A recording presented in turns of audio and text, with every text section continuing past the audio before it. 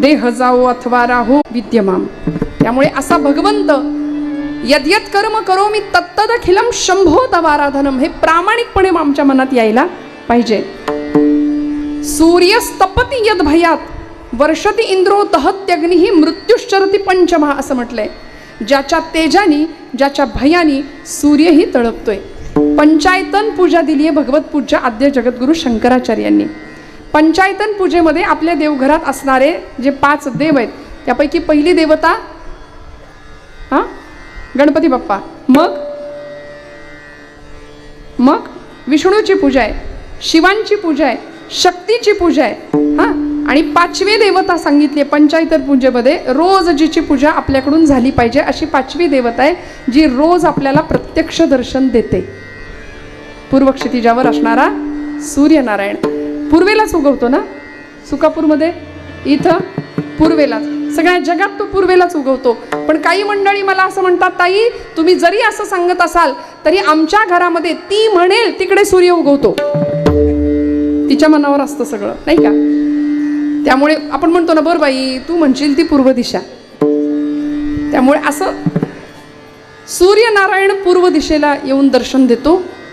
पूर्व क्षितिज केशरी रंगाने सकाळी सकाळी तेजाची ती अत्यंत सुंदर अशी शलाका पूर्ण आकाशभर पसरलेली असते.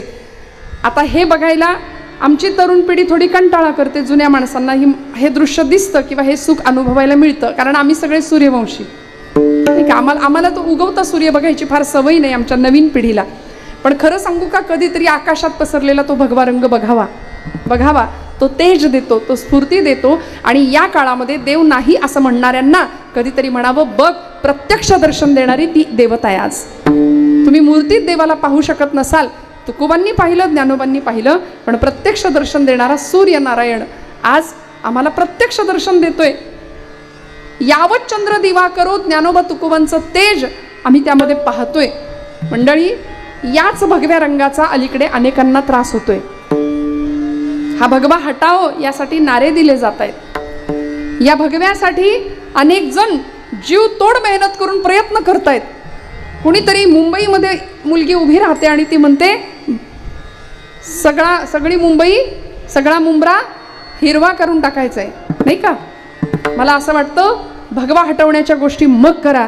तुमच्यात हिंमत असेल तर आधी पूर्व क्षितिजावर रोज एक भगवा उगवतो, तो भगवा आधी हटवून दाखवा. भगवा आमचा प्राण आहे. भगवा आम्हाला बलिदान शिकवतो. भगवा आम्हाला शौर्य, तेज, धैर्य या सगळ्याचं दान देऊन टाकतोय. आणि तो भगवाच आमच्या संतांनी खांद्यावर घेतला.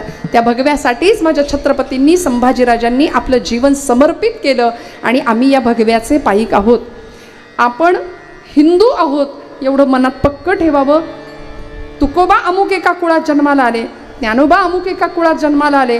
सावतोबांचं कुळ वेगळं, गोरोबांचं कुळ वेगळं, म्हणून संतांना जातीत वाटणारे लोक स्वतः मातीत जायची वेळ आली, अशा अवस्था आली. त्यामुळे संतांना जातीत वाटायचं नाही. उलट आपण कुण्याही जातीचे असलो तरी आपण हिंदू आहोत एवढं जरी पक्क डोक्यात ठेवलं ना, तरी आमच्यावर ज्ञानोबांची, तुकोबांची कृपा आहे बस. त्यामुळे या सगळ्या परंपरेचे आम्ही पाईक आहोत. ही परंपरा इतकी दिव्य आहे. धन्यभूमी पुण्य देश जेथे वैष्णवांचा वास, ही देवभूमी आहे. या भूमीमध्ये कुरुक्षेत्र घडलंय. या भूमीमध्ये संभ्रांत झालेल्या अर्जुनाला भगवान गोपालकृष्णांनी गीतेचं अमृत प्राशन करायला दिलं. सर्वोपनिषदो गावो दोग्धा गोपालनंदना पार्थो वत्स सुधीर भोक्ता दुग्धम गीतामृतम महत. त्या गीतारूपी कामधेनूचं दोहन करून भगवंतांनी अर्जुनाला अत्यंत सुंदर असं अमृत प्राशन करायला दिलं. अर्जुनाच्या निमित्ताने तुम्हाला मला सगळ्यांनाच भगवद्गीतेचं तत्वज्ञान दिलं. अर्जुनाचं काय झालं होतं? संभ्रांत अवस्था होती. आपलेच नातेवाईक समोर पाहिले आणि परिस्थिती अशी झाली, सिदंती मम गात्राणी मुखंच परिशुष्यती. माझ्या घशाला कोरड पडली देवा, माझ्या हातातली शस्त्र गळून पडायला लागली, मी काय करू? माझीच माणसं समोर उभी आहेत. भगवंत म्हणले, तुझी आहेत ना, मग समोर का उभी आहेत? तुझी आहेत ना, मग तुझ्या बाजूला पाहिजेत. आणि आपला इतिहासच हा, हिस्ट्री रिपीट कशी होते बघा. जुन्या काळी टीव्हीला एक गाणं लागायचं, जुन्या माणसांना माहिती आहे. बातम्यांच्या आधी किंवा नंतर, आठवत नाही, ब्लॅक अँड व्हाईट टीव्ही. आमची माती आमची, आहे की नाही? चालीसह लक्षात आहे. मग मला अर्थ कळला, म्हटलं करेक्ट आहे. आमची माती आमचीच माणसं करतायत. नाही कळलं का? जग नाही आम्हाला आमची वाट लावत, आमची माती आमचीच माणसं करतात. या देशाला सुद्धा एक फितुरीचा रोग लागला होता. फितुरीचा रोग फार राष्ट्रघातकी, वैभवाचा लोळविते साथ फाटकी म्हणले. फाटकी साथ असली ना माणूस काही करू शकत नाही. म्हणून मी सुरुवातीला असं म्हटलं की आम्ही सगळे संत्र्यासारखे झालोय सध्या. दिसायला भगवा आहे वरनं, संत्री माहिती आहे ना, ऑरेंज दिसायला भगवा आहे, पण फोडल्यानंतर सगळ्या फोडी वेगळ्या. हा अमुक जातीचा, तो तमुक जातीचा, हा अमुक जातीचा, पण तिकडे कलिंगडासारखं काम आहे. वरून भेगा दिसतायत पण फोडल्यावर सगळे आत एकसंध आहेत. आम्ही नाही सावध झालो तर आमच्या भावी पिढीला, आमच्या पोरांना पाय ठेवायला जमीन शिल्लक उरायची नाही. इतका भीषण काळ आपण आजूबाजूला पाहतोय. हिंदू महासभेची सगळीकडे सध्या कार्यक्रम चालू आहेत मोठ्या प्रमाणामध्ये. घराघरात आम्हाला ज्ञानोबांचे तुकोबांचे विचार जर आम्ही आमच्या लेकरांच्या मध्ये पेरले ना तर बाकी उपचारांची देवाला गरज नाही. तो उपचार असा व्हावा, देवाला आवडेल असं आमचं काम व्हावं. देवाला काय आवडतं? परित्राणाय साधूनां विनाशाय च दुष्कृतां धर्म संस्थापनार्थाय संभवामी युगे युगे. याच्याकरता देवाने अवतार घेतलाय. धर्माचं परिस्थापना, धर्माची पुनर्संस्थापना, साधूंचं परित्राण आणि दुष्टांचा नाश. देवाच्या कार्याला आमचं वर्तन अनुकूल हवं. आमचं वर्तन देवाच्या कार्याला अनुकूल असावं. पण आमचं असं आहे, आम्ही देवाकडे जातो योजक म्हणून जातो, याचक म्हणून जात नाही. देवाकडे आम्ही योजना आणि याचना दोन गोष्टी आहेत. आम्ही देवाकडे याचना म्हणून, याचक म्हणून गेलो पाहिजे आणि देवालाच मागायचं असतं. देवाकडे जाऊन आपण काय करतो? देवाकडे जाऊन सगळा प्रपंच मागतो. घर माझं, दार माझं, मुलगा माझा, संसार माझा, प्रपंच माझा, तसा देवा तूही माझा असं आपण म्हणतो. पण मेरे तो गिरीधर गोपाल दुसरा न कोई असं फक्त मीराबाई म्हणू शकतात. त्याला धाडस लागतं. जनाबाई म्हणू शकतात अरे विट्या मूळ मायेच्या कारट्या, म्हणून जनाबाईंचे अभंग स्वतः पांडुरंग लिहितात. ही ताकद आपली नाहीये मंडळी, आपली नाही. कारण मी एक शब्द नेहमी वापरते, भक्तीच्या प्रांतामध्ये आपण थोडी लबाड माणसं आहे. आपण लबाडी कशी करतो की आपण देवाला सगळं मागतो पण देव मागत नाही. संतांनी देवाकडं देवालाच मागितलं आणि देवानी स्वतःला देऊन टाकलं संतांना. आनंद जीवनामध्ये परमानंदाची प्राप्ती झाली, भगवंत प्राप्त झाला आणि सेवेतलं जे सुंदर समाधान आहे ते सगळ्या संतांनी प्राप्त केलं मंडळी. म्हणून मी असं म्हटलं की जी परंपरा आम्हाला दिली आहे ना, ती परंपरा आम्हाला उपासना पद्धती देते, आम्हाला व्रतवैकल्य देते, कर्मकांड शिकवते. 16 संस्कार आहेत आमच्या हिंदू धर्मशास्त्रामध्ये. या सगळ्या संस्कारांनी परिपूर्ण असलेलं आमचं जीवन एका उच्च शिखरावर जावं, आध्यात्मिक क्षेत्रातली सुंदर उन्नती व्हावी, अष्टसात्विक भावाचा त्याच्यावर पगडा असावा आणि असं सुंदर जीवन भगवंताच्याच पायावर शेवटी समर्पित व्हावं. असा माणूस जीवनाचा प्रवास असला पाहिजे. म्हणून म्हटलं सध्या अर्थापेक्षा परमार्थ कळायला आम्हाला वेळ लागतो, परमार्थाचा अर्थ कळायला वेळ लागतो, अर्थाचा परमार्थ लवकर कळतो. विठ्ठल विठ्ठल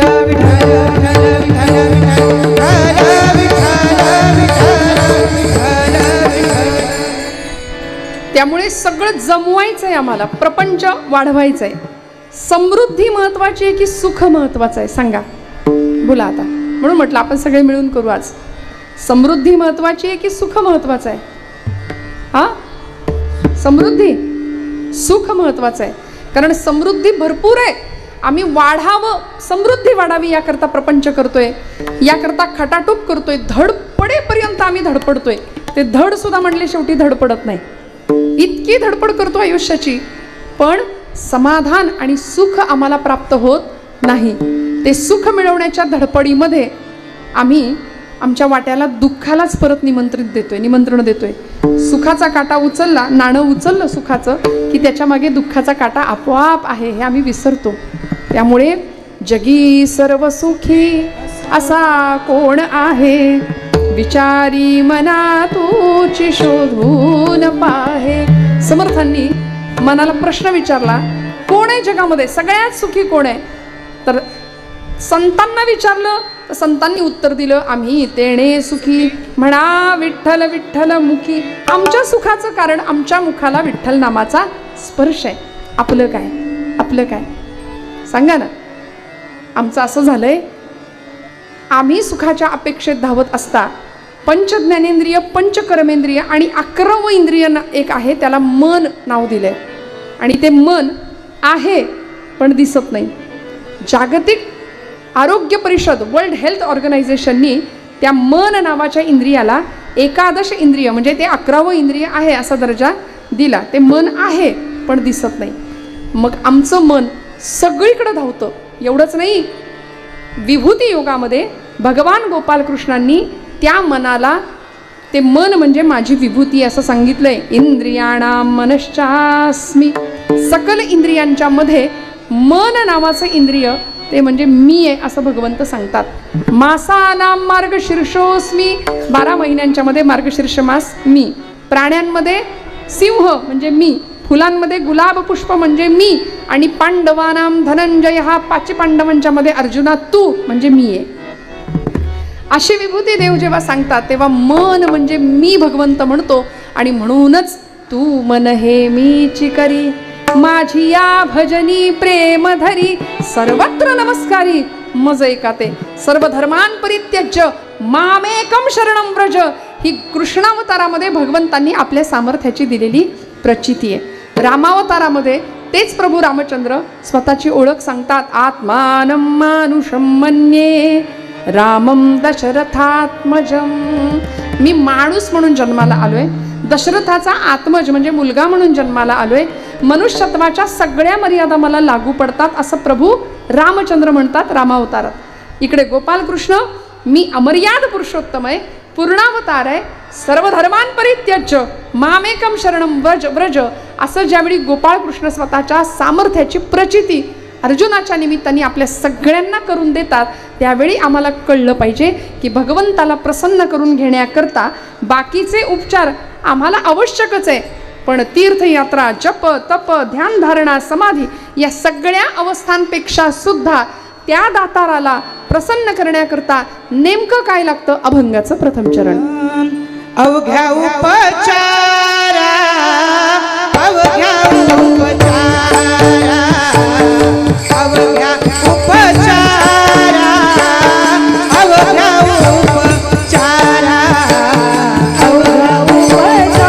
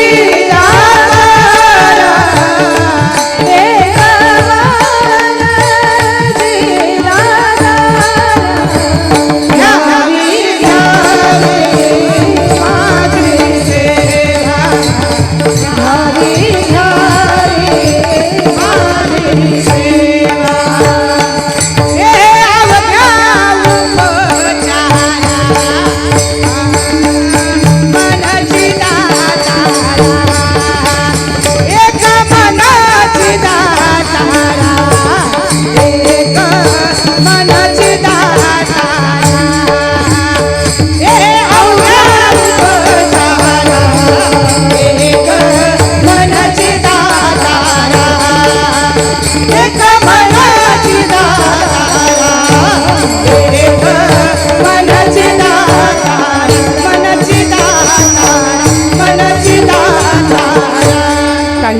जोरदार सगळ्यांसाठी. फडके ताई आहेत, ह्या सगळ्या मंडळी, सगळ्यांची नावं माहिती नाहीत पण सगळ्यांना वंदन एकदा करते. गायन क्षेत्रातली सगळी मोठी मंडळी, बिडकर महाराजांसारखी इथं उपस्थित आहेत महाराज, सगळीच मंडळी. पण तरीसुद्धा बघा ना की जिजाऊ आईसाहेबांनी राजांना घडवलंय. जिजाऊ आईसाहेबांना खूप मोठं स्थान आहे महाराष्ट्राच्या इतिहासामध्ये. मी प्रामाणिकपणे किंवा धाडसानी एक विधान नेहमी करते की आईसाहेब जर इतिहासाच्या कालपटावर आल्या नसत्या तर राजांचं घडणं झालं नसतं, हे इतिहासाला मान्य करावं लागेल. कारण आपल्या प्रदीर्घ राजकारणाचा कायम अनुभव त्या मागे देत होत्या. त्यामुळं या एकदा महिला शक्तीसाठी जोरदार टाळ्या वाजवा. आपण उत्तम पद्धतीने सेवा चालू आहे. शेवटी भगवंताला काय द्यायचंय? अवघ्या उपचारा एक मनची दातारा. तुकोबरायांनी सांगितलं, हे दातारा, हे देणाऱ्या, तो देणारा आहे, तो द्यायला बसलाय. वेळ आली तर तो स्वतःला सुद्धा देतो. द्रौपदीनी हाक मारली, जेवत्या ताटावरनं उठला होता तसाच हात घेऊन, हात सुद्धा नाही म्हटला, द्रौपदी मला भूक लागली, जेवायला वाढ. द्रौपदी माता म्हणते, आखरीतच म्हणलेस, इथं माझ्या थाळीत काही नाही, दुर्वास आलेत 100 पोरांना शिष्यांना घेऊन, म्हणून मी तुला बोलावलं आणि तू म्हणतो जेवायला वाढ. आणि भगवंतांनी तिच्या त्या थाळीतलं एक भाताचं शीत जेवून तृप्तीचा ढेकर द्यावा, सगळ्यांनी भोजन करावं, सगळे तृप्त झाले. हे देणं आहे देवाचं, म्हणून तो दातार आहे. देव उदार देता न म्हणे थोडे फार, माझी अल्प ही वासना तू तो उदारांचा राणा, तुकोबराय म्हणतात त्याला. आणि एवढंच नाही, षड्गुणैश्वर्य संपूर्ण असलेल्या भगवंताचं वर्णन करताना आईका ज्ञान वैराग्य ऐश्वर्य बोलताना पण थोडंसं रिवर्ब चालू राहू द्या. यशश्री औदार्य हे साही गुणवर्य वसती जेथ, येणे कारणे भगवंतू जो निसंगाचा सांगा तू, तो म्हणे पार्था दत्त चित्तू होई आता. काय सुंदर वर्णन केलं. त्यातलं 6 गुणांमधलं एक वर्णन आहे, एक गुण आहे भगवंतांचा, औदार्य. तो औदार्य संपन्न देव आहे. किती औदार्य आहे देवा. तुकोबरायांनी या प्रस्तुत अभंगाच्या पहिल्याच चरणामध्ये त्याला एका विशेषणाने संबोधित केलं, दातारा असं म्हटलंय. तो देणार आहे. किती औदार्य आहे त्याचं, तो किती देतो. गोकुळ 11 वर्ष 4.5 महिने गोकुळातलं वास्तव्य भगवंताचं संपलं. निघून आला. कुठे आला? मथुरेला आला. मथुरेमध्ये सगळ्यात पहिलं त्यांनी काम केलं, चाणूर, मुष्टिक, तोषल इत्यादी राक्षसांना लोळवलं अक्षरशः. कुवलया पीड नावाचा हत्ती होता, त्या हत्तीला मारलं. त्याचा दात उपटून असा खांद्यावर घेतला, एक बलराम दादांकडे फेकला आणि मथुरेच्या दरबारात आले चालत. घर्मबिंदू असे चमकत होते कपाळावरती दोघांच्याही. मल्लानाम अशनिर नृणाम नरवरो स्त्रीणाम स्मरो मूर्तिमान, गोपानाम स्वजनो सता क्षितिभुजाम. इतकं सुंदर वर्णन भागवतकारांनी केलंय की भगवंत दिसले कसे. सिंहासनावर बसलेला तो कंस, साक्षात मृत्यू त्याला समोर दिसला आणि भगवंत समोर आले. असं म्हणतात, म्हणजे सगळ्या राक्षसांना संपवलं आणि कंसाच्या त्या व्यासपीठावर, त्या स्टेजवर जाऊन त्याला ओढत आणलं, त्याचा मुकुट खाली पाडला आणि त्रैलोक्याचा भार होऊन भगवंत त्याच्या अंगावर कोसळले. यदा यदा हि धर्मस्य ग्लानिर्भवति भारत अभ्युत्थानम अधर्मस्य तदात्मानं सृजाम्यहम. कंसाला संपवलं. आता मला एका प्रश्नाचं उत्तर द्या. कंसाच्या गादीवर जर भगवंत स्वतः बसले असते, मथुरेचं राज्य स्वतःकडे घेतलं असतं, तर त्यांना कोणी नाही म्हटलं असतं का? नाही, आनंदाने स्वीकारला असता मथुरेचा राजा कृष्णाला. पण कृष्ण परमात्म्याने काय करावं? कंस तर संपलाच, खरं आहे. आणि कंस आधी सुटावाच लागतो, गणित सोडायचं असेल तर. आमचे गुरुजी शाळेत लहानपणी मला सांगायचे, बाई गणित सोडवायचं असेल तर आधी कंस सोडवावा लागतो. म्हटलं खरं आहे, कृष्णाने पण आधी कंसालाच सोडवले, पुढचं गणित आपोआप सुटत गेलं सगळं. तो कंस संपला. तो मुकुट घेऊन भगवंत, बलराम दादा आहेत, भगवंत आहेत, अक्रूर आहेत, हे सगळी मंडळी कारागृहात आली, जिथं उग्रसेन यादवांना डांबून ठेवलं होतं कंसाने. कंसाचा बाप, पिता असलेले उग्रसेन यादव. आणि आजही तीच अवस्था आहे. आपल्या बापाला वृद्धाश्रमात ठेवणारी माणसं आजचे कंसच म्हणले पाहिजेत. त्यांनी काय केलं? त्यांचं राज्य घेतलं, त्यांना डांबून ठेवलं कैदेत, काळ कोठडीमध्ये, आणि स्वतः सिंहासनाचा उपभोग घेतला. ठीक आहे, राजा हा उपभोग शून्य स्वामी असला पाहिजे, पण असं घडत नाही बऱ्याचदा. उपभोग आहे म्हणूनच राजा आहे, किंवा राजा आहे म्हणूनच उपभोग आहे, अशी परिस्थिती आहे. भगवान परमात्म्याने तो मुकुट उग्रसेन यादवांच्या मस्तकावर दिला. उग्रसेन यादव घाबरले, कारण तो कंस येता जाता मारायचा आपल्या पित्याला. ते म्हणाले, अरे मारू नका रे, मला मारू नका. पण त्याच वेळी भगवान कृष्ण आणि बलराम दादा दिसले. म्हणले, किती गोड लेकरं आहेत ही, यांना कुठेतरी लपवून ठेवा, यांना तो महान निर्दयी असलेला कंस मारून टाकेल म्हणाले. भगवंत म्हणाले, कार्यक्रम आटोपून आलोय म्हणले मी नुकताच त्यांचा, त्यामुळे तो काही मला मारणार नाही. हे घ्या, हा मुकुट, राजमुकुट हा तुमचा आहे आजोबा, याच्यावर तुमचा अधिकार आहे. आणि तो त्यांच्या मस्तकावर चढवला, सिंहासन त्यांना देऊन टाकलं. तू तो उदारांचा राणा, तो देतो, स्वतःलाही देतो. अहो एवढंच नाही, जरासंधाच्या राज्यावर ज्यावेळी भगवंत गेले होते चालून, भीमाच्या सहाय्याने भगवंतांनी, खरं तर भगवंतांचंच सगळं काम होतं, पण भीमाला निमित्त करून जरासंध उभा फाडला देवाने. आणि जरासंधाच्या राज्यावर स्वतः देवाला मगधाच्या राज्यावर बसता आलं असतं, पण नाही, जरासंधाच्या पुत्राला त्याचं राज्य देऊन टाकलं. द्वारका स्थापन केली, द्वारकेचा स्वतःला राजा होता आला असतं, पण नाही, राज्याभिषेक बलराम दादांना केला. स्वतः आपले नामा निराळे फक्त सेवक म्हणून राहिले. आपण द्वारकाधीश जरी गोपालकृष्णांना म्हणत असलो तरी त्याचा औदार्य विलक्षण आहे. जनाबाईंनी नुसतं बोलावलं तर वीट सोडून तो धावला. जनाबाईंनी सांगावं, पंढरीच्या पांडुरंगा ये रे बाबा ये, म्हटलं की तो आला. देऊळ सोडून स्वयंपाकघरात आला. आपल्या स्वयंपाकघरात आलाय का? इकडे कधी येतो? आपण बोलवतच नाही. आपल्याही दाराची कडी त्यांनी वाजवावी असं आपल्याला वाटतं का हो? इकडे वाटतं? आपल्याही दारात त्यांनी कधीतरी यावं आणि सांगावं. विदुर काकांना जसं सांगितलं होतं की दार उघडा, मी आलोय. देव असा कुणाच्याही दारात जात नाही. कुठे जातो? द्वारकेचा राणा पांडवा घरी, द्वारकेचा राणा पांडवा घरी, द्वारकेचा राणा पांडवा घरी, द्वारकेचा राणा पांडवा घरी. ज्ञानदेव म्हणे व्यासाची या गुणा, ज्ञानदेव म्हणे व्यासाची हे गुणा, ज्ञानदेव म्हणे व्यासाची या गुणा, ज्ञानदेव म्हणे व्यासाची हे गुणा, द्वारकेचा राणा पांडवा घरी, द्वारकेचा राणा पांडवा घरी. देव कुठं गेले? देव विदुरांकडे गेले, देव पांडवांकडे गेले. तो द्यायचं म्हटलं तर तो स्वतःला देऊन टाकतो. राजसूय यज्ञामध्ये पांडवांच्या उष्ट्या पत्रावळ्या सुद्धा जगाच्या मालकांनी उचलल्यात, जगाच्या बापानी. आमचं असं आहे, आमची श्रद्धा नाही, आमचा विश्वास नाही, ना आमच्या मनात प्रेम आहे, ना आमच्या मनात भावना आहे. माणूस माणसाशी माणसासारखा वागेना. दगडातल्या देवाला देव कधी म्हणायचा? आज अशी परिस्थिती आहे. एखादा अपघात झाला तर त्याचे कधी एकदा फोटो काढून सोशल मीडियावर टाकतो, ही घाई असणारी आम्ही माणसं, मग मदत नाही का? त्यामुळे अशा परिस्थितीमध्ये भगवंताला आपलं म्हणावं. त्याला उपचार देत असताना समर्पण कशाचं असावं? तुकोबाराय उत्तर देतात, एक मनची दातारा. तू काय देतो? तुला देऊन टाकतो. मग आम्हाला जर तुला द्यायचं असेल तर काय द्यावं लागतं? एक मनची दातारा अवघ्या उपचारा, एक मनची दातारा. देवा, तुला अन्य कुठल्याही उपचारांची गरज नाही. खरं तर बाकीचे उपचार बाजूला राहू देत एक वेळ, पण आमचं मन तुझ्या पायाशी गेलं पाहिजे. आणि आमचं नेमकं इथंच अडतं. आमचं मन सगळीकडे धावतं पण इथे येत नाही. मंडळी, ज्ञानोबरायांनी नेवाशामध्ये एक चमत्कार घडला माऊलींकडून. काय हो?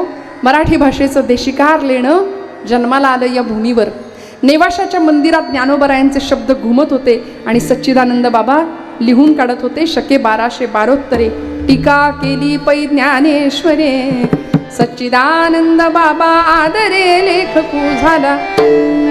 आणि ज्ञानोबराय सांगतायत, आज बाबांनी ज्ञानेश्वरी लिहिली नसती, त्याही आधी सच्चिदानंद पंत कुलकर्णी म्हणजे बाबाजी पंत थावरे, त्यांचं प्रेत ज्ञानोबरायांनी उठवलं, सच्चिदानंद नामकरण दिलं आणि मग हे एवढं दिव्य कार्य त्यांच्याकडून करवून घेतलं.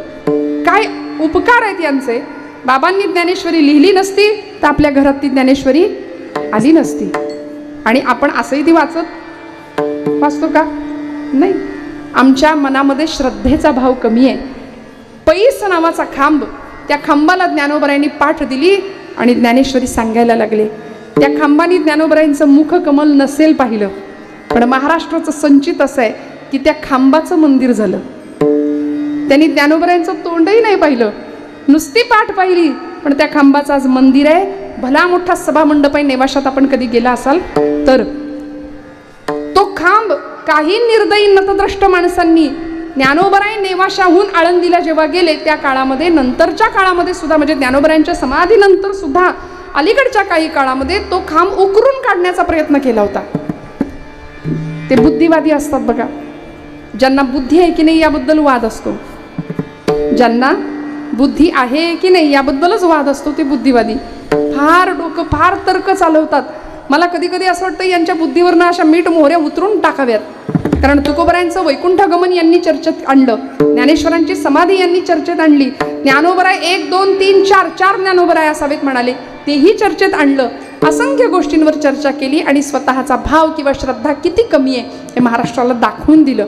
तो पैस नावाचा खांब उकरून काढण्याचं काम केलं असं सांगितलं जातं. अशी कथा आहे की त्या पैस खांबाचं म्हणजे मूळ कुठं लागलंच नाही, कितीही खोलवर उकरत गेलं तरी तो खांब काही संपत नव्हता.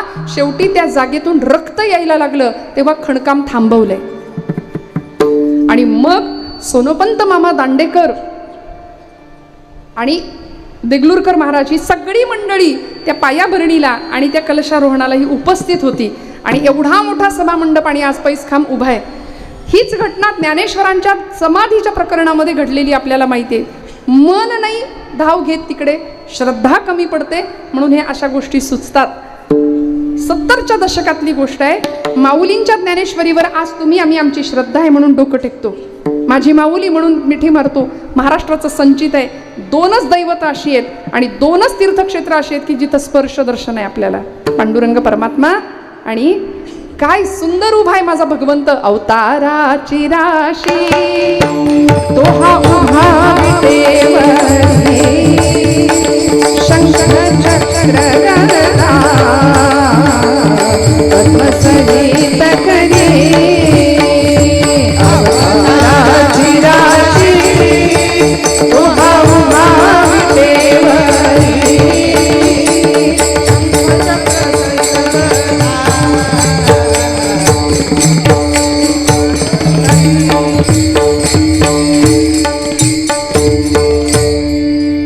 अवताराची राशी असलेला भगवंत उभा आहे. तुझी ये निढळी कोटी चंद्रप्रकाश असा तेजस्वी भगवंत, त्याची कृपा असलेले ज्ञानोबराय कैवल्याचा पुतळा प्रगटला भूतळा. त्या ज्ञानोबरायांच्या समाधीला अनेकांनी असं ठरवलं, पुण्याहून 250 माणसांचा ट्रक गेला होता आळंदीला. का म्हणाले, खरंच संजीवन समाधी आहे का आणि खरंच तिथं काही आहे का, ज्ञानोबराय वगैरे काही आहे का, नेमकी ही भानगड आहे तरी काय, असं शोधण्याकरता पुण्यावरून 250 माणसं आळंदीच्या दिशेने गेली अंधश्रद्धा निर्मूलन समितीची. त्यावेळी जोग महाराज होते, मामासाहेब दांडेकर सद्गुरू महाराज होते आणि शुक्ल नावाचे एक प्राध्यापक शास्त्रज्ञ होते, शुक्ला नावाचे. या सगळ्या मंडळींनी हातापाया पडून सांगितलं होतं असं काही करू नका, पण ऐकायला तयार नव्हती ही मंडळी. यांना समाधी उखडून बघायची होती. शेवटी मामासाहेब म्हणाले, काळजी करू नका, ज्ञानोबराय बघून घेतील काय ते, आपण शांत राहू. आळंदीच्या मंदिराच्या बाहेर या मंडळींना उभं करायला सांगितलं आणि ही मंडळी काम करणार. एवढ्यात ते प्राध्यापक होते शुक्ल, ते समोर आले आणि त्यांनी या सगळ्या 250 माणसांना उद्देशून हात जोडून सांगितलं, बाबा रे, तुम्ही तुमचं काम करा, पण त्याच्या आधी तुमचा विज्ञानावर विश्वास आहे, तुम्ही वैज्ञानिक प्रयोगांती हे सिद्ध करणार असाल तर मी एक प्रयोग सांगतो तो आधी करा, तो नाही पटला तर तुम्ही तुमच्या कामामध्ये स्वतंत्र आहात. विज्ञान खरं तर अध्यात्माची दृष्टी आहे विज्ञानाला, नाही का. विज्ञान जिथं थांबतं तिथं अध्यात्म सुरू होतं, नव्हे संपतं तिथं अध्यात्म सुरू होतं. विज्ञान प्रतिष्ठा वाढवतं, पण आमचं अध्यात्म आपल्याला निष्ठा देतं. सध्या निष्ठेचा विषय सगळा गुळगुळीत होऊन बसलाय. निष्ठा राहिली नाहीये कुठं. निष्ठा हा शब्द आम्ही 1000 वेळा वापरू. देशनिष्ठा आहे, पतिनिष्ठा आहे, अजून धर्मनिष्ठा आहे, पितृनिष्ठा आहे, पितानिष्ठा आहे, सगळ्या निष्ठा आम्हाला माहिती आहेत. झालंच तर पक्षनिष्ठा आहे. पक्षनिष्ठा माहिती आहे ना. आज मी तुम्हाला पक्षनिष्ठेविषयी सांगतो असं महाराज बोलायला उभे राहतात, पण तुमचा कितवा पक्ष असं म्हणावं लागतं. ही निष्ठा रात्रीत सगळं बदललेलं असतं. त्यामुळे निष्ठा आम्ही वापरून, हा शब्द वापरून आम्ही गुळगुळीत केला, पण संतांच्या निष्ठा वेगळ्या होत्या. म्हणून काय घडावं, या शुक्ला नावाच्या प्राध्यापकांनी, या शास्त्रज्ञांनी असं सांगावं, एक प्रयोग सांगितला. 3 प्रकारचे मीटर आणले गेले. समाधीपासून काही अंतरावर हे 3ही मीटर ठेवले, समोरच्या बाजूला, उजव्या आणि डाव्या बाजूला. समाधीपासून 3 ठिकाणी काही विशिष्ट अंतरावर ते 3ही मीटर ठेवले गेले. मीटरवर काटे रीडिंग दाखवणार होते. जर आतमध्ये काही चैतन्य ऊर्जा असेल, स्पंदनं असतील, श्वास असेल, काही एनर्जी ऊर्जा असेल, तर मीटरवरचे काटे रीडिंग दाखवतील, अन्यथा काटा हलणार नाही. मंडळी, या सगळ्या आळंदीकर श्रद्धाळू माणसांना बाहेर काढण्यात आलं होतं आणि हा प्रयोग कितीतरी वेळ तिथं चालू होता. मंडळी, ज्ञानोबरायांचं सामर्थ्य इतकं आहे, तिथं विश्वास आणि अविश्वास याची परीक्षा झाली. मीटरवरचे काटे रीडिंग दाखवायला लागले, काटे हलायला लागले आणि सगळ्या समाजाला कळालं होतं की तिथं काहीतरी चैतन्य आहे. आम्ही परीक्षा घेणारे कोण हो? संतांची. संतांच्या परीक्षा जिवंतपणीही झाल्या आणि त्यांच्या जाण्यानंतरही झाल्या. पण तोची संत सोशी जगाचे आघात. त्या सगळ्या मंडळींनी वारीचा रस्ता धरला. त्यातले काही फॉरेनर्स सुद्धा होते, तेही वारीमध्ये समाविष्ट झाले. मला सांगायचं एवढंच आहे, मनामध्ये असलेली श्रद्धा भगवंताच्या चरणावर व्हायची आहे आणि तोच भगवंतासाठी सगळ्यात मोठा उपचार आहे. अवघ्या उपचारा एक मनची दातारा. जर भगवंत इंद्रियाणाम मनश्चास्मी असं म्हणत असतील, तर अर्जुनाने देवाला प्रश्न विचारला होता या प्रसंगामध्ये. अर्जुन म्हणाला, देवा काय म्हणालास? म्हटले, मन म्हणजे मी आहे. मन म्हणजे तू?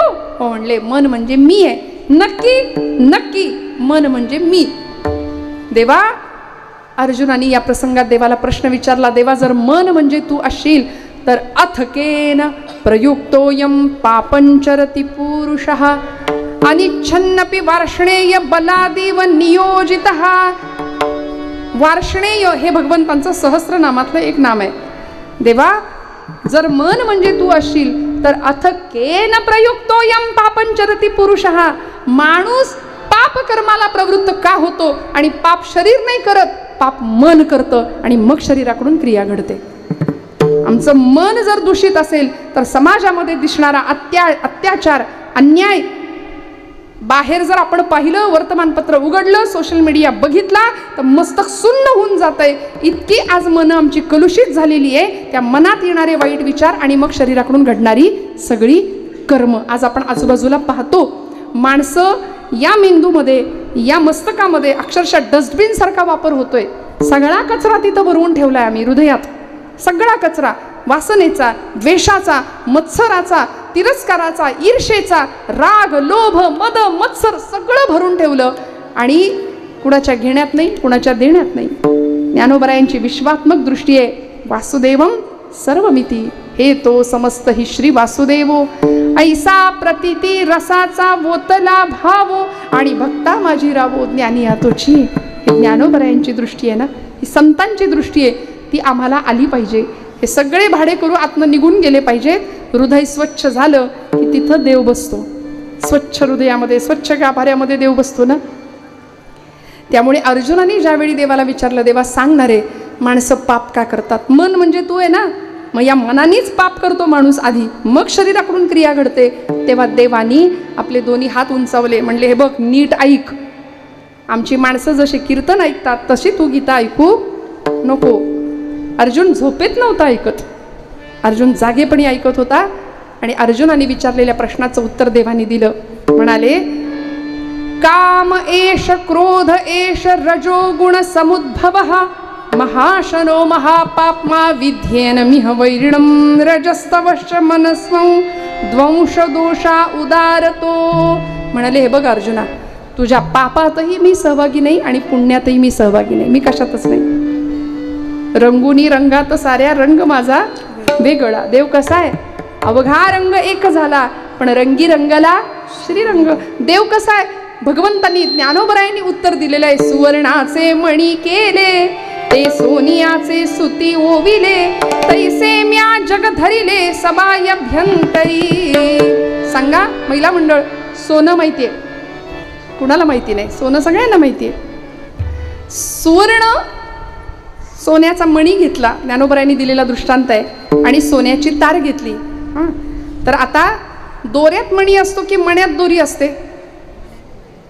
बोला, जागे आहेत ना आपण सगळे? मागे, दोऱ्यात मणी आहे की मण्यात दोरी आहे? मण्यात दोरी आहे, दोऱ्यात मणी नाही. सुवर्णाचे मणी केले ते सोनियाचे सुती ओविले, माऊली म्हणते तैसे म्या जगधरिले सबाई अभ्यंतरी. जसं तारेत मणी आहे का मण्यात तार आहे हे सांगता येत नाही, तसं मी जगात आहे आणि जग माझ्यात आहे. विठ्ठल जळी स्थळी भरला, रीता ठाव नाही उरला. हे भगवंताचं विश्वव्यापक अस्तित्व आहे. आणि असा भगवंत सांगतो, मी तुमच्या कशातच नाही, मी तुमच्या पापातही नाही आणि पुण्यातही नाही. जे मन रजतमांच्या आहारी गेले ते मन म्हणजे मी नाही.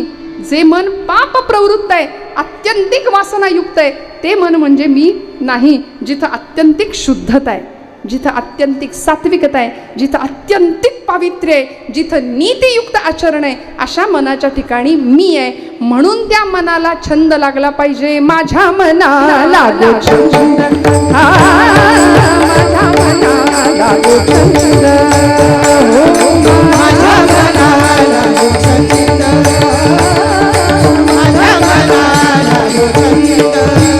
नित्य गोविंदा गोविंदा, नित्य गोविंदा गोविंदा, माझ्या मनाला लागो छंद, छंद, माझ्या मनाला लागो छंद.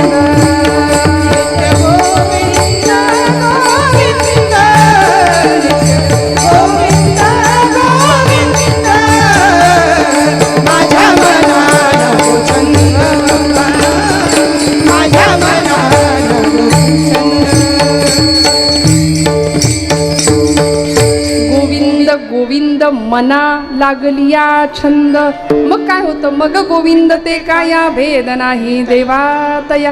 ते मन सगळ्या उपचारांना काय कारण आहे किंवा देवाला काय द्यायचंय ते मन द्यायचंय. अवघ्या उपचारा एक मनची दातारा. म्हणून ते मन सात्विक करायचं, शुद्ध करायचं, पवित्र करायचं आणि त्या मनाच्या ठिकाणी भगवंताचं अधिष्ठान ठेवायचं. किती सोपं काम आहे बघा.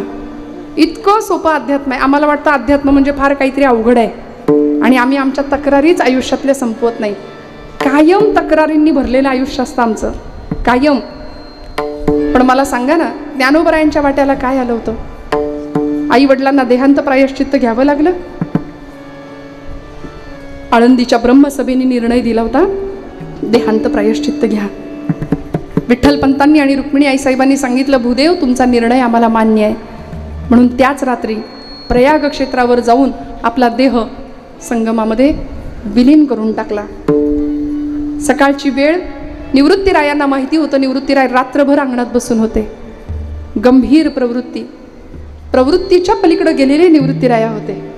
आणि निवृत्तीरायांनी कसा बसा औंढा गिळावा, आपल्या लेकरांना, आपल्या तीनही भावंडांना सांभाळण्याचं वचन आपल्या आईला दिलं होतं निवृत्तीनाथांनी.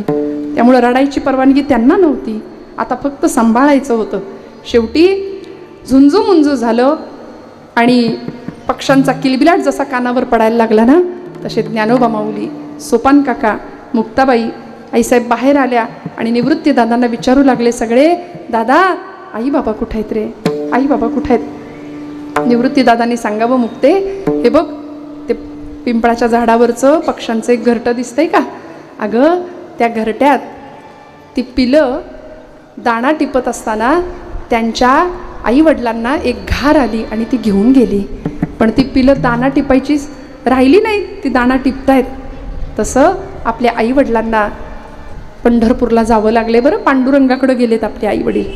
आई देवाघरी गेली एवढं ऐकल्याबरोबर मुक्ताबाई सांगतात, दादा आई देवाघरी गेली? अरे ती तर रोजच जाते, आत्ता येईल सिद्धेश्वराला जाऊन, आत्ता येईल अश्वत्थ वृक्षाला फेऱ्या मारून प्रदक्षिणा घालून. अरे दादा, निवृत्तीरायांना औंढा गिळता येईना, हंबरडा फोडला आणि सांगितलं, मुक्ते आई कधीच न येण्याकरता गेली आहे, आई बाबा कधीच न येण्याकरता गेलेत. एवढं ऐकल्याबरोबर मुक्ताई आईसाहेबांनी निवृत्तीरायांना विचारावं, दादा आई गेली, बाबा गेले, मग आता तुला आई कुठली रे? 4 वर्षाच्या होत्या आईसाहेब फक्त. तुला आई कुठली? त्यावेळी निवृत्तीराय ढसाढस रडतायत. मुक्ताई आई साहेबांना कवटाळून घेतलं आणि सांगितलं, मुक्ता, आजपासून तू माझी आई, तू माझी आई. मुक्ताई झाल्या. मुक्ता नाही, मुक्ताई. आद्यत्रय जननी देवांची. इतकं सोसलं, पण मनाच्या अधिष्ठानामध्ये फक्त परमात्मा होता. परमात्म्याला तक्रार नाही केली. अहो, आई वडील निघून गेले, सगळ्या गावाला कळलं, सगळी आळंदी आली सांत्वन करायला. कुंभारवाड्यातली एक मावशी आली होती, पदराचा बोळा तोंडात खुपसून मुक्ताबाईंना सांगावी लागली, मुक्ते, फार छळलं ग तुझ्या आई वडिलांना या आळंदीच्या ब्राह्मणांनी. पण मुक्ताबाईंनी सांगावं, मावशी, अगं तू कुंभारीण ना, मातीचे घड बनवतेस ना, मातीचे घड बनवतेस. मंडळी, 2 मातीचे मडके जर समोर असतील तर दोन्ही मडक्यांसाठी मूळ पदार्थ वापरलाय तो म्हणजे माती. सारखा आहे, घटाचा आकार सारखा आहे, दोन्ही घट दिसायला सारखे आहेत, पण एका घटाच्या नशिबामध्ये गाईचं पवित्र लोणी पडतं आणि दुसऱ्या घटाच्या नशिबात अग्निसंस्कारासाठी लागणारा अग्नी पडतो. मग आम्ही तक्रारी का करायच्या? संतांना भोगावं लागलं, सगळ्यांना भोगावं लागलं, पण मन इतकं दृढ होतं भगवंताच्या चरणी. दृढ माझे मन येथे राखावे बांधून, आले भागाते करीतो तुझे नाम उच्चारितो, तुकोबराय म्हणतात. मनाची अवस्था अशी विलक्षण होती. आज आम्ही खूप तक्रारी करतो. त्यामुळं कुणाच्या वाट्याला सुंदर आयुष्य आहे, कुणाच्या वाट्याला अडीअडचणींचा संघर्षाचा काळ आहे, पण भगवंत ज्याच्यासाठी जे योग्य आहे ते देतो. घटाघटाचे रूप आगळे, प्रत्येकाचे दैव वेगळे, तुझ्या विना ते कोणाला कळे, मुखी कुणाच्या पडते लोणी, कुणामुखी अंगार,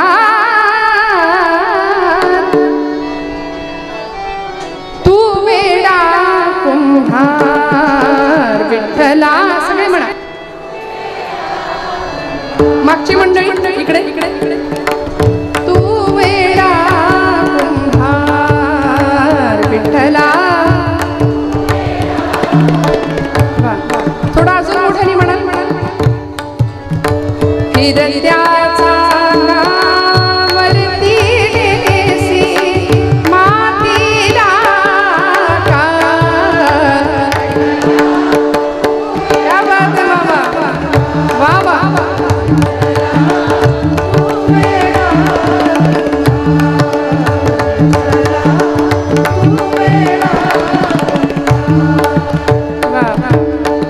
माती पाणी जेडवारा, तूच मिसळशी सर्व पसारा. आभाळ चमच ये आकारा, तुझ्या घटांच्या उतगंडीला नसे अंतना पार. क्या बात है बाबा.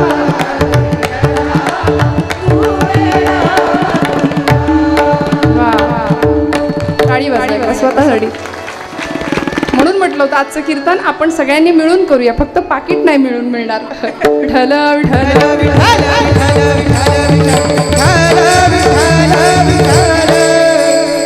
विनोदाचा भाग बाजूला ठेवूया. मला सांगायचं एवढंच की आमचा महिला वर्ग सुद्धा कशात कमी नाही. बघा, आपण घरात गातो का एवढ्या आनंदाने?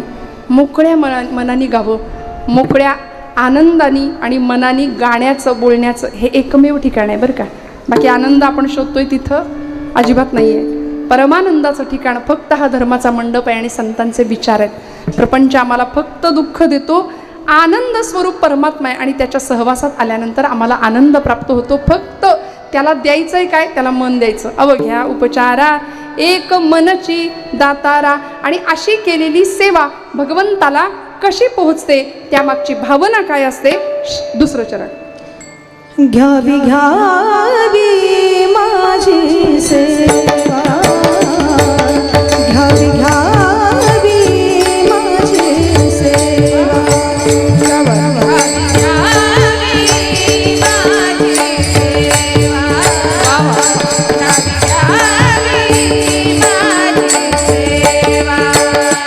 घ्यावी घ्यावी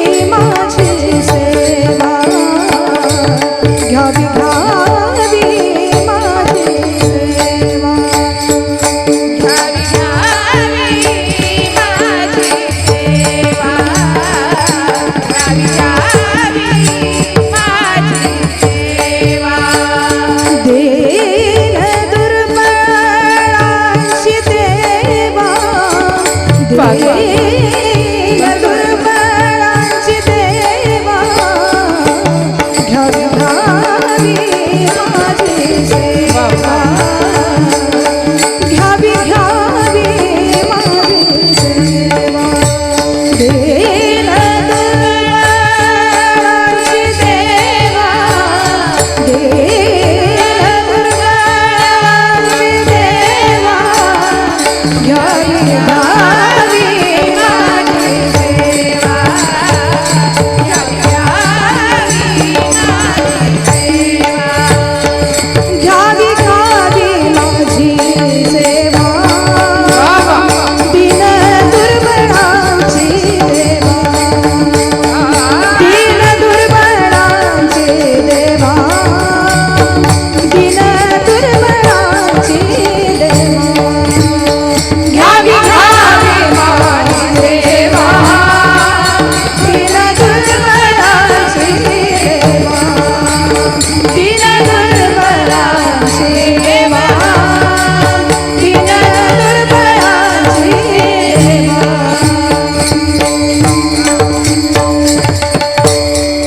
क्या बात आहे. टाळी वाजवा. गोड चाल, गोड प्रमाण, गोड आवाज.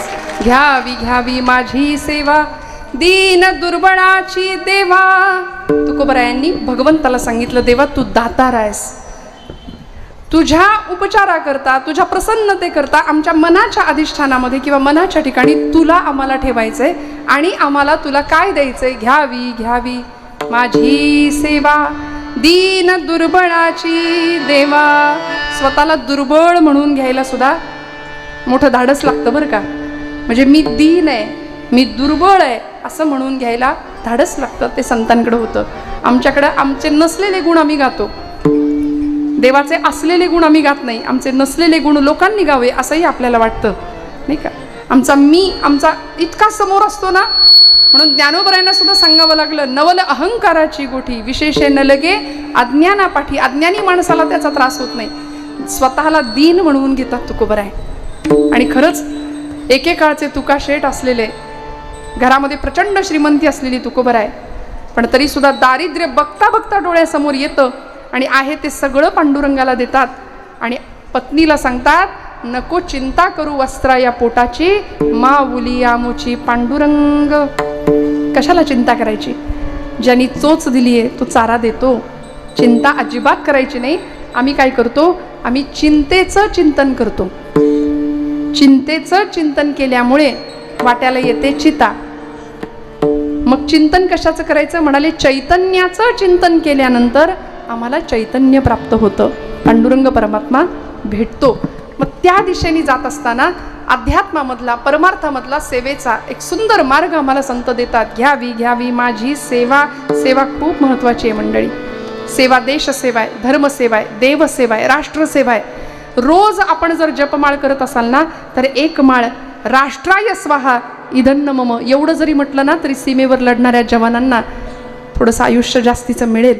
शत्रूची गोळी कधी छाताड भेदून जाईल माहिती नाही. ती मंडळी तिथं लढतायत म्हणून आपण इथं गुण्या गोविंदांनी कीर्तन प्रवचन ऐकू शकतो, जगू शकतो.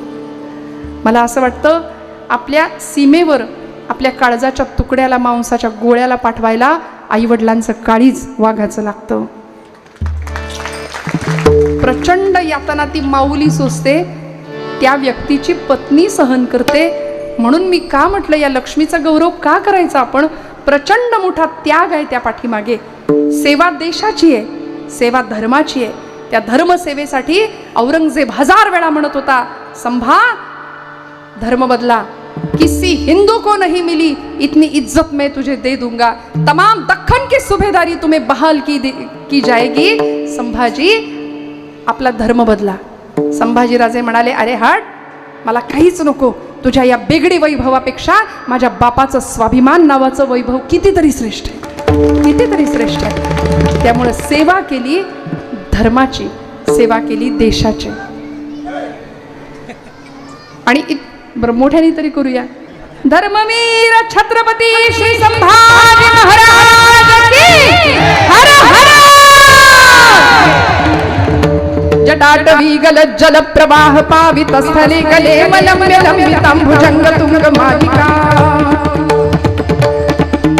टमट मर्वयं चकार चण्ड ताण्डवं तनोतु नः शिवम् जटाकटाः सम्भ्रमभ्रमन्निलिम्ब निर्झरी विलोल वीचिवल्लरी विराजमान मूर्धनी धगत् धगत् धगत् ज्वलल्ललाट पट्टपावके किशोर चन्द्रशेखरे रतिक्षणं मम धराधरेन्द्र नन्दिनी विलास बन्धु बन्धुरस्फुरत् दिगन्त संसति प्रमोदमान मानसे कृपाकटाक्ष धोरणी निरुद्ध दुर्धरापदि क्वचित् दिगम्बरे मनो विनोतमे वस्तुनि हर हर हर हर विठ्ठल विठ्ठल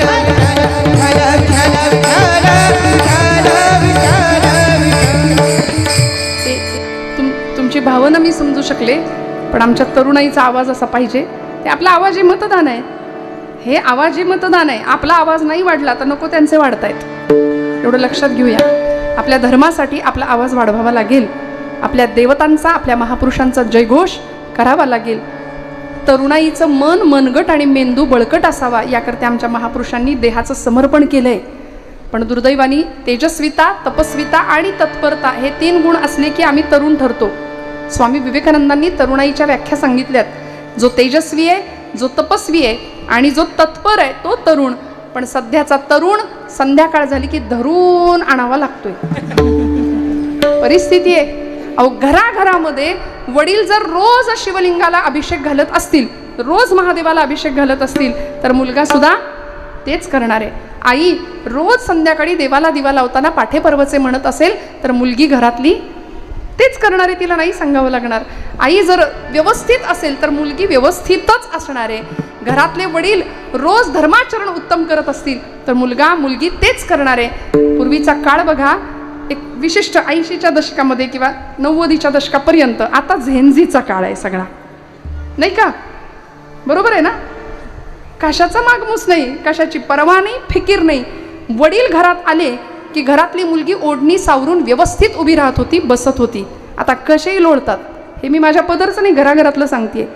कानामध्ये हेडफोन घालून कुणीतरी आपल्याला मोठं वडीलधारा आपल्याशी बोलतंय, हेडफोन काढून काय एवढा आदर भरपूर आम्हाला झाला दिला तरी, अशी परिस्थिती झाली. आज परिस्थिती ही आहे. वडील जर रोज पानपट्टीवर जाणार असतील तर मुलगाही आज तेच करणार आहे.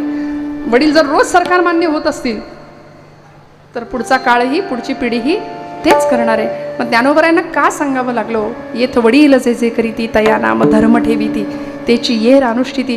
खूप जबाबदारी आहे तुमच्या माझ्यावर, मोठ्या माणसांवर खूप जबाबदारी आहे. मंडळी, आजचा पुढचा काळ.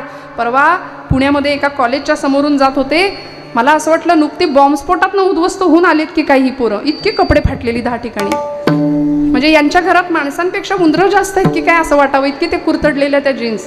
बरं, कुठे आम्ही चाललो, फाटलेली जीन्स ब्रँडेड म्हणून मॉलमध्ये मिळते 5,000ला आणि साधी जीन्स 1000पर्यंत चांगली मिळते. हे कशाचं लक्षण आहे? भोगवाद आणि चंगळवादाच्या आहारी जाणारी आमची पिढी. सेवेचं महत्त्व नाही कळत. काय असते सेवा?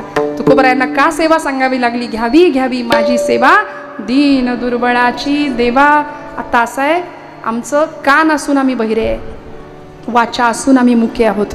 म्हणून आमच्या नाथांना लिहावं लागलं, नाही ऐकले हरी कीर्तन, नाही ऐकले हरी कीर्तन, नाही ऐकले हरी कीर्तन, नाही ऐकले हरी कीर्तन, नाही केले पुराण श्रवण, हो नाही केले पुराण श्रवण, नाही केले पुराण श्रवण, नाही केले पुराण श्रवण.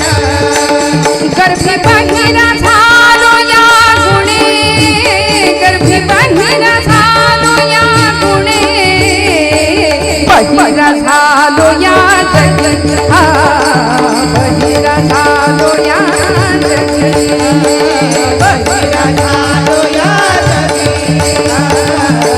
बहिरा झालो या जगी. माता माऊली पाचारिता, माता माऊली पाचारिता, शब्द नाही दिला मागता, शब्द नाही दिला मागता, एका जनार्दन शरण आता,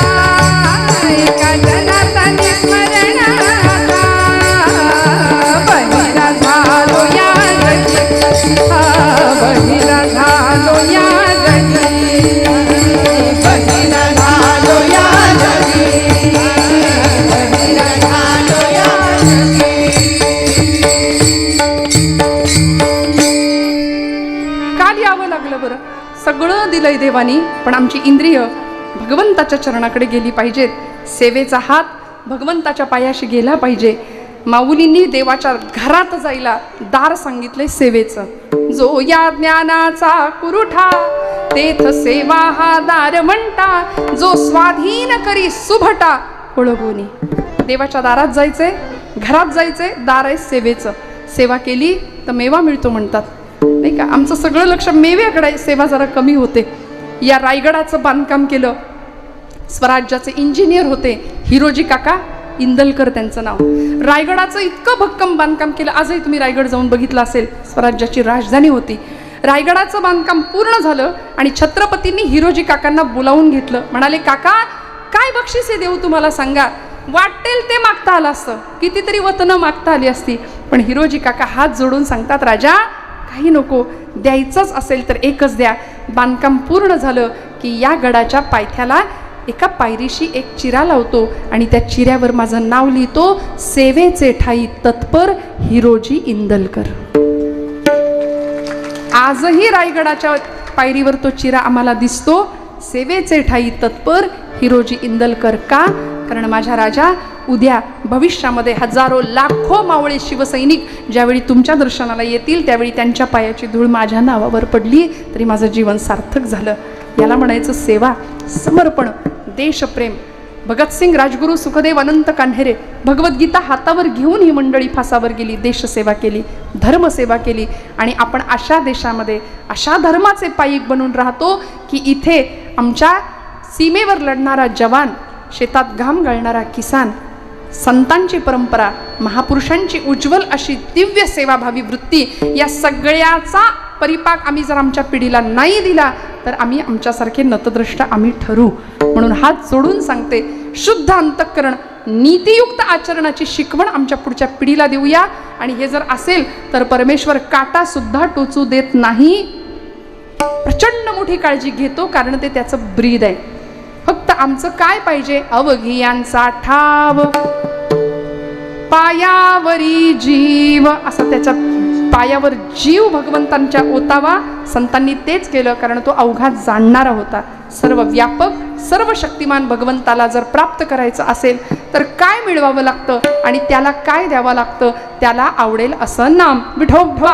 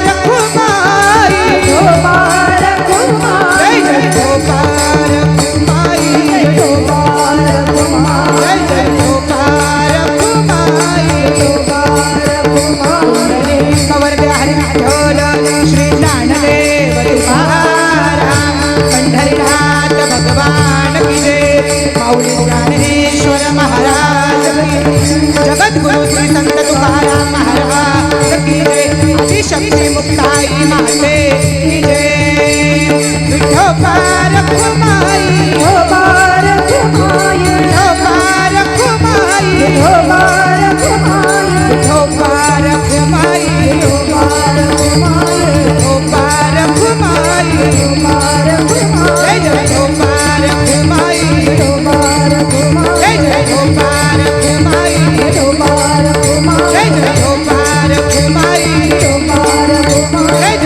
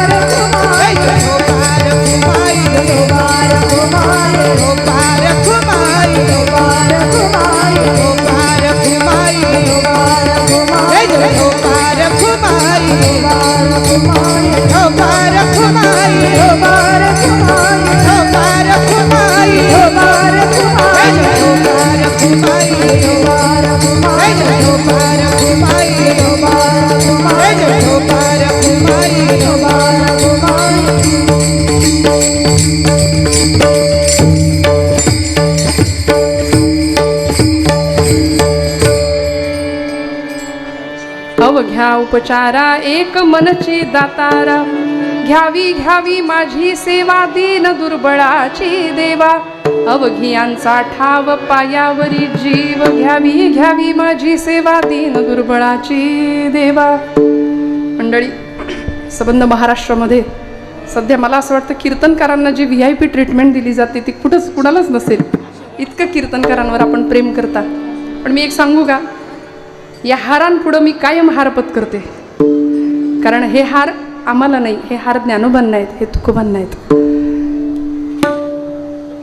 इतका सन्मान आपण कीर्तनकाराचा करता, कीर्तनकारांवर प्रेम करता. आणि आज या गादीकडून, परवाच आमचे पाटील महाराज कुठेतरी बोलले होते की या गादीकडून समोरून अपेक्षा आता वेगळ्या होत आहेत आणि मागणी तसा पुरवठा होतोय, नाही का. लोकांना काय गरजेचं आहे त्यापेक्षा लोकांना काय हवं आहे ते दिलं जात आहे. त्यामुळे या गादीकडून या अपेक्षा चुकीच्या आहेत. या गादीकडून ज्या अपेक्षा समाजाकडून होत आहेत त्या अपेक्षा पूर्ण करायला हास्य जत्रा नावाचा शो आहे, कपिल शर्माचा शो असतो, सगळे शो असतात. त्यामुळे इथे तुमच्या माझ्या फक्त उद्धाराची चर्चा व्हावी या गादीवर.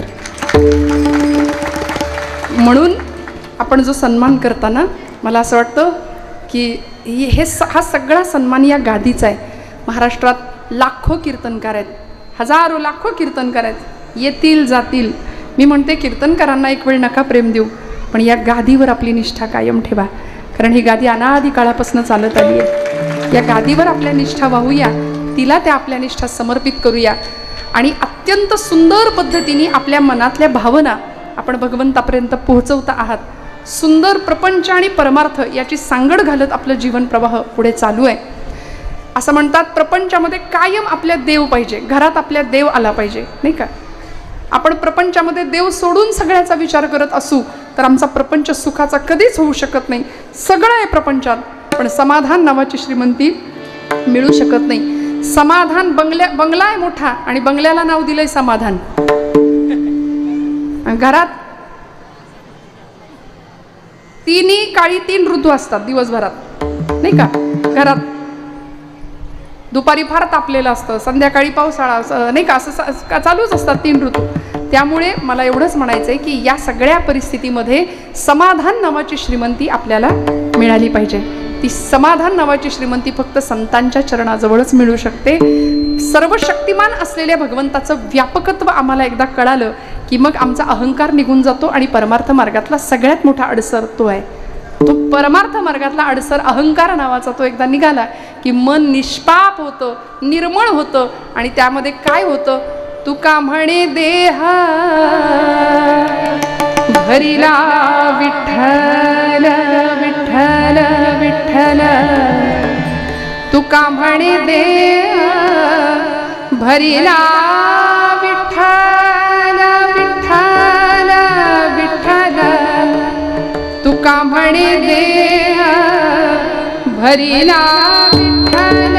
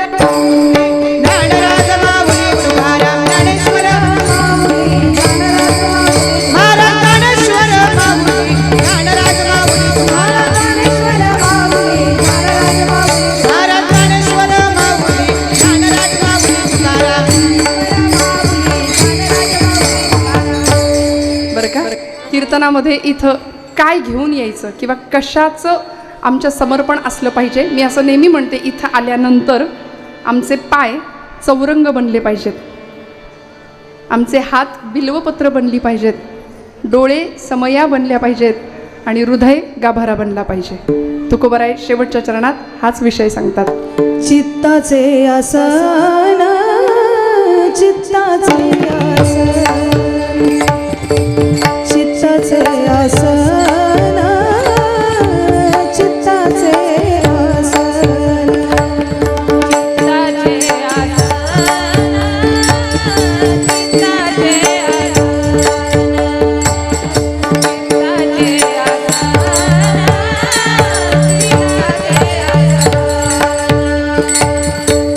चित्ताचे आसन,